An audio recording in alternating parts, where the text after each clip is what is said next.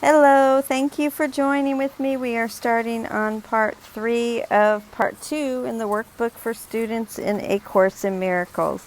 This is the section, What is the World? I will read this section in its entirety at this time, as well as the commentary from Alan Watson and Robert Perry.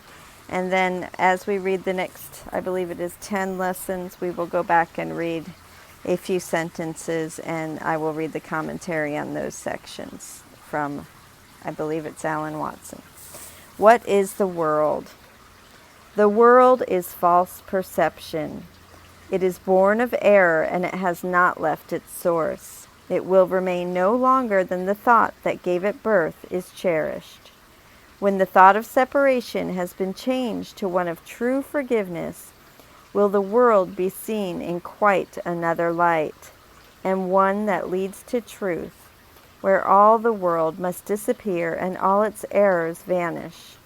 Now its source has gone, and its effects are gone as well. Let's read footnote 36. The phrase, its effects, may refer to the world's effects, which may be the same as the world's errors from the previous sentence. However, its effects may instead refer to the effects of the thought of separation, which would be the world itself and its errors. The world was made as an attack on God. It symbolizes fear, and what is fear except love's absence? Thus the world was meant to be a place where God could not enter. Footnote 37. This explains how the world was made as an attack on God, since fear and love are mutually exclusive.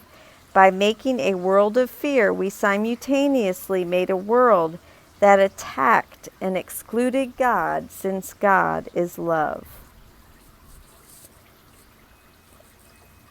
And where his Son could be apart from him. I'm going to read that sentence over. Thus the world was meant to be a place where God could not enter and where his Son could be apart from him. Here was perception born, for knowledge could not cause such insane thoughts. 38. Perception was born, in other words, so that we could see a false world, a world of fear.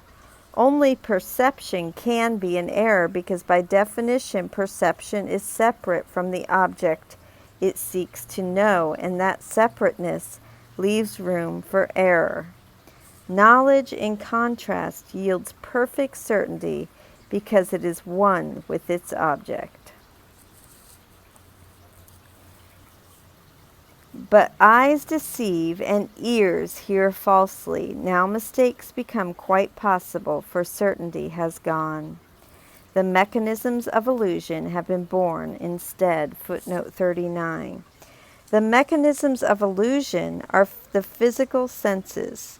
This is made evident both by the previous paragraph's reference to eyes and ears, but eyes deceive and ears hear falsely, and to this paragraph's references to the mechanisms of illusion, seeing the world and reporting on it.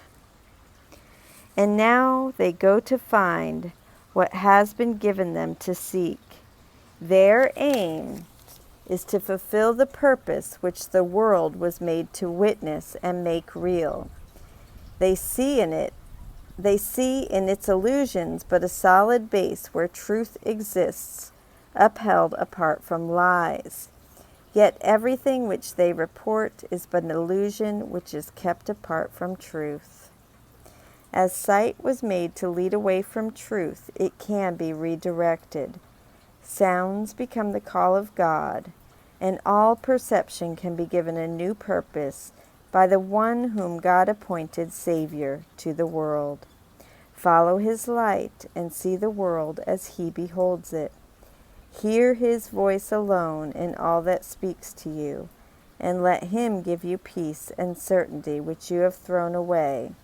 But heaven has preserved for you in him.